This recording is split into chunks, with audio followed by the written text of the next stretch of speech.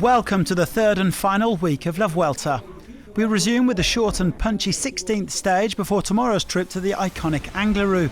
Sepp Kuss still leads the race and appears to be the chosen one for Jumbo-Visma, although perhaps not today.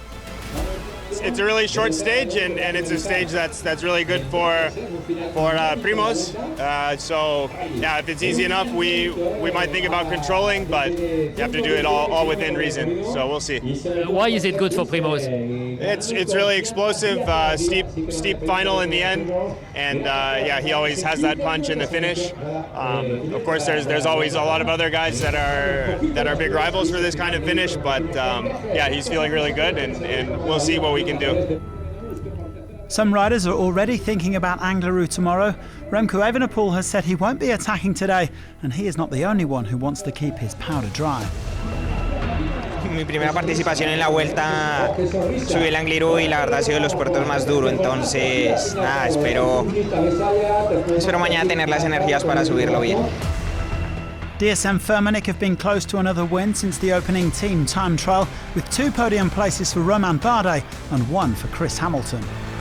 I was happy with the result, but yeah, you can always be hungry for more because there's still another 2 steps to the result you really want. Because yeah, we're all here to win at the end of the day, so we just have to take all the opportunities we can in this last week to give it a go. Groupama FDJ have also been lively, and today suits their young star Romain Grégoire. Celle-là aussi doit en faire partie, c'est peut-être la dernière occasion pour moi en tout cas. Donc on ne sait pas trop comment ça va se passer, une étape aussi courte, tous les scénarios sont envisageables, l'échappée ou le peloton avec les favoris. Donc on verra, on va essayer de jouer la carte de l'échappée, en tout cas être présent dans le match dès le kilomètre 0 et on verra, on fera le point à l'arrivée. Stage 16 is a hockey stick stage, mainly flat for 115 kilometres and then steep for the last 5. The final climb has an average gradient of 8.8%, with sections at up to 15%. It's a puncher's paradise, but will the victory go to the peloton or the breakaway? Welcome to the third and final week. Welcome to stage 16. The racing is underway. Well, there was no hanging around after the flag dropped, with the average speed quickly ramping up to over 50 kilometres an hour. 10 riders managed to wriggle free of the peloton, but they weren't given much rope. Bardet and Grégoire were both in there, along with breakaway regular Krohn and Groves in the green jersey. Battistella, Fafaka, Piccolo, Poul, Lepera and Sobrero also on the attack. But several teams were unhappy with the move, notably the Ineos Grenadiers, and the chase was on, with Marc Soler struggling to keep pace somewhat at the back. Slowly but surely, the Ineos-led peloton reeled the 10 escapees back in, and after 40 kilometres on this small rise, it all came back together again. Still, the pace remained high as several riders tried to counter.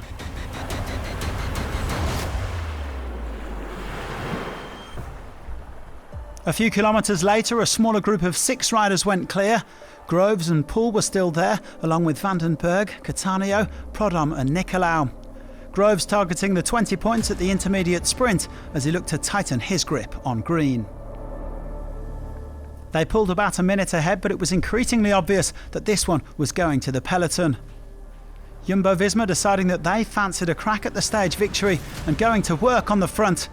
They approached the intermediate sprint, with Groves getting set. Coming into the intermediate sprint, they're into the town of Anquera. Number 81, it's Caden Groves who's looking for the maximum points. He's having a good overview as he takes a look around him. He's trying to see who else wants to challenge. He goes early and he's also being challenged by Julius Vandenberg. Caden Groves, well, it's no challenge. The bunch continued to close in as Groves sat up and rolled back to the peloton. Job done for the Australian. Cattaneo also decided to call it a day, leaving 4 riders out at the front.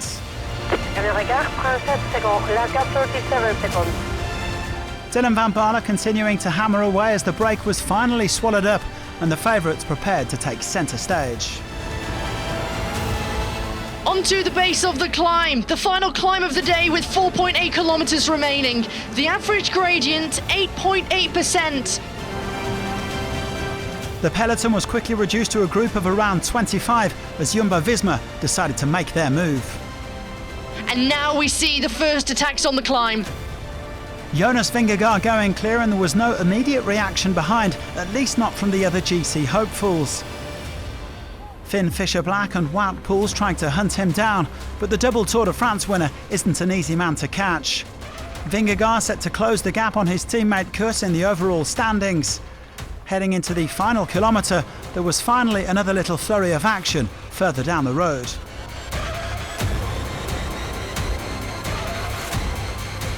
And now we start to see an acceleration from Primož Roglič. Roglič looking to put some time into Juan Ayuso and Enric Mas, but to no avail as Vingegaard soared away to another stage win. And Jonas Vingegaard is going to take the stage victory on stage 16. He's got daylight. He's going to take back time. He comes into the fans and the hoardings and he sees the lineup ahead. Jonas Vingegaard is going to win stage 16. He passes the commentary box. And Jonas Vingegaard is the stage winner on stage 16 of De Berges. Another show of strength from Jumbo-Visma as Vingegaard claimed his second win of the race. It's a 15th victory this season for the Dane, who could still pull off the Tour of Vuelta double. Vingegaard once again emotional as he dedicated the win to his teammate Nathan van Hooijdonk, who was involved in a serious car crash this morning. I'm just happy to win today.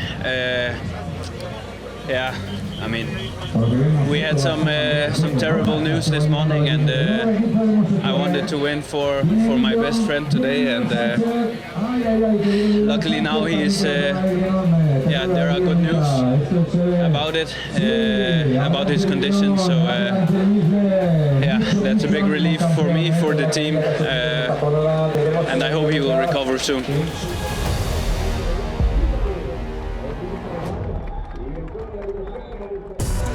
Vingegaard winning ahead of the impressive Fisher-Black, who grabbed his first World Tour podium. Poels and Storer led in the rest of the GC favourites. Kuss's lead is down to 29 seconds, and we've still got lots of climbing to come this week. Roglič remains third, exactly a minute ahead of Ayuso. It was a good day for Groves, who increased his points lead to 93 over Evenepoel. Provided he survives the mountains and makes it to Madrid, he should go home with the green jersey. Evenepoel is still in pole position for the polka dot jersey, even if Vingegaard picked up a few points on the finish line. There are 30 points separating the two riders. Ayuso gained a handful of seconds on Kian Uterbrooks on the final climb, so he now leads the youth classification by 3 minutes and 5 seconds, with Joao Almeida in third.